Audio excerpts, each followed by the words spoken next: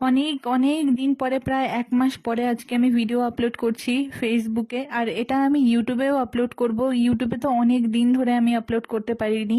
তো এটা হচ্ছে আমার লক্ষ্মী পুজোর ব্লগ, এই বছরের লক্ষ্মী পুজোর ব্লগ। আমি সেদিন এই মেখলাটা পরেছিলাম, অ্যাসামিস মেখলা চাদর, এটা আমি পরে পুজো করেছিলাম আমি আর মা মিলে।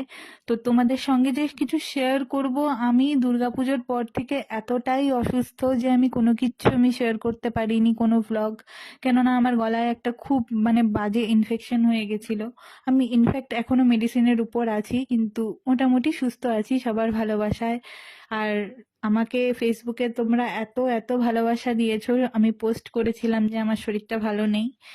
তো এই দেখো, আমি যা যা কিছু করেছিলাম সবকিছু তোমাদের সাথে আমি ক্লিপগুলো নিয়ে রেখেছিলাম, কিন্তু ভ্লগটা আর আমি বানাতে পারিনি। তো এই ছোট্ট করে একটা আয়োজন করেছিলাম। আমার বাপের বাড়িতে কিন্তু এই যে এই পট বলো বা সরা বলো, এটা দিয়ে পুজো হয়, আর আমার শ্বশুর বাড়িতে হয় হচ্ছে মূর্তি দিয়ে। তাই আমি দুটো দিয়েই আমি চেষ্টা করি পুজো দেওয়ার।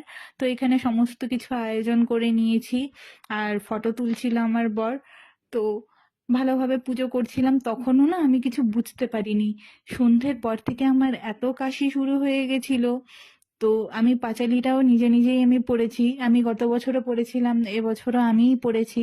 তখন আমি কিচ্ছু বুঝতে পারিনি যে আমার গলায় এরকম একটা প্রবলেম হতে পারে। ইনফ্যাক্ট এখনো আমি ওষুধ খাচ্ছি।